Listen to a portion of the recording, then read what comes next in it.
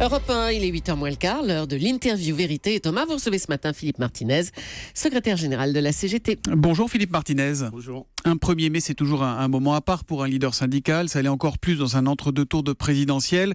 Qui plus est avec une candidate du Front National en finale. Qu'est-ce que vous vous êtes dit ce matin en ouvrant les yeux sur l'enjeu de cette journée, Philippe Martinez ? Effectivement, le 1er mai, c'est toujours important. C'est la journée internationale des travailleurs. Mais qu'il y a besoin... comme on le fait régulièrement, mais encore plus aujourd'hui, de mettre du monde dans la rue, parce que c'est l'appel que fait la CGT, vous le savez, c'est combattre le Front National, et notre mot d'ordre, c'est aucune voix pour le FN. Il y avait 1 300 000 manifestants en France en 2002, dans l'entre-deux-tours entre Chirac et Le Pen. Vous espérez combien de personnes aujourd'hui ? Je ne sais pas...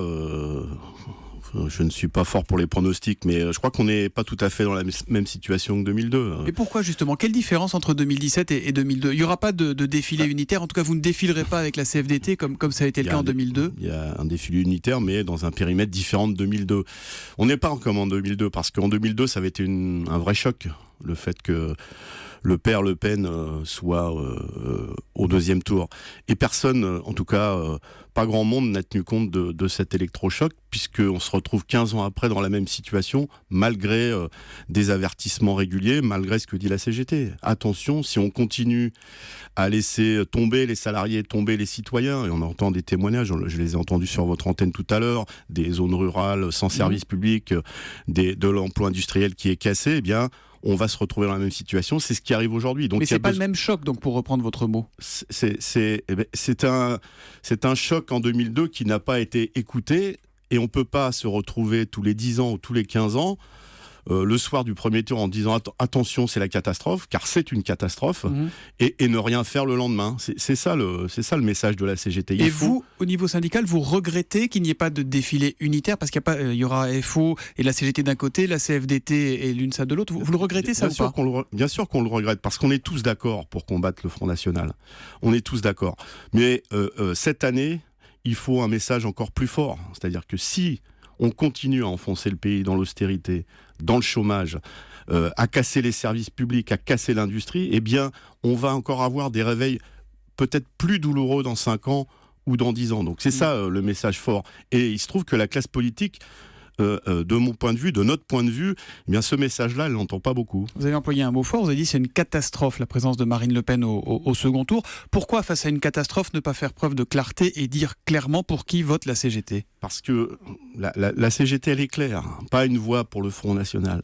Mais, je vous le répète, on ne peut pas faire un cri d'alerte, ou en tout cas le soir du premier tour, en voyant apparaître à l'écran le Front National, et puis tout oublier le lendemain.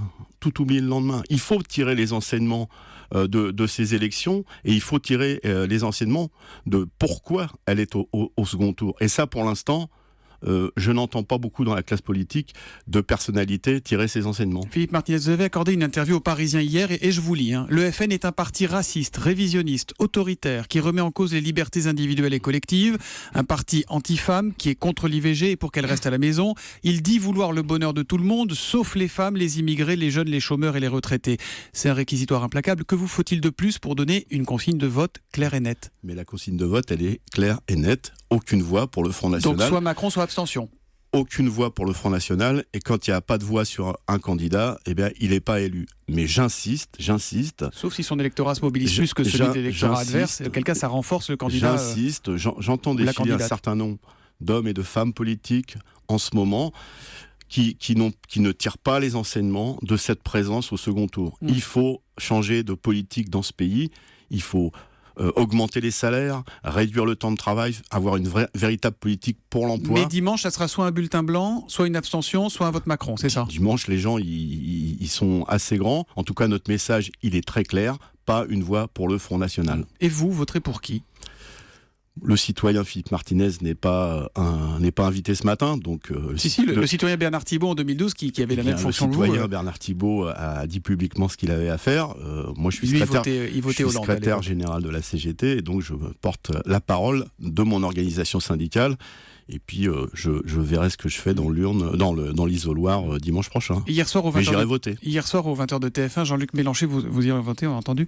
Jean-Luc Mélenchon a demandé à Emmanuel Macron de faire un geste envers les insoumis en retirant son projet de réforme de Code du travail. Ça pourrait vous permettre de clarifier votre position, vous, si cette semaine, il disait je reviens là-dessus, on met ça de côté? Je pense que Emmanuel Macron, mais d'autres aussi, qui essayent de culpabiliser les électeurs. Je pense au président de la République, qui se glorifie de son bilan. Enfin, son bilan, il donne quand même Marine Le Pen au deuxième tour. C'est la responsabilité de François Hollande aujourd'hui?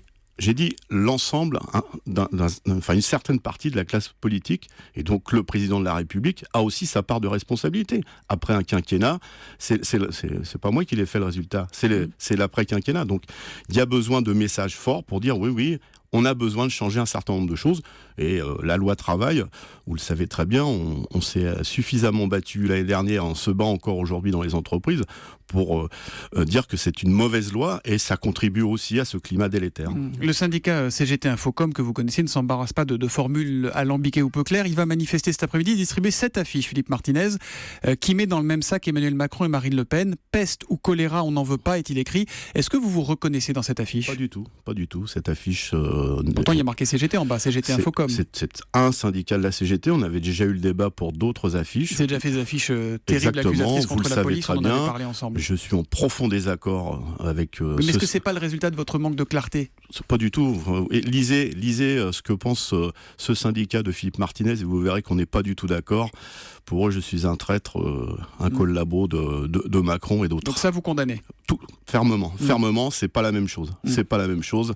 Le Front National, je l'ai dit, et vous l'avez répété ce que j'ai dit aux Parisiens, c'est un parti raciste, xénophobe, anti-femme et anti-salarié parce que c'est un parti aussi libéral dans les faits.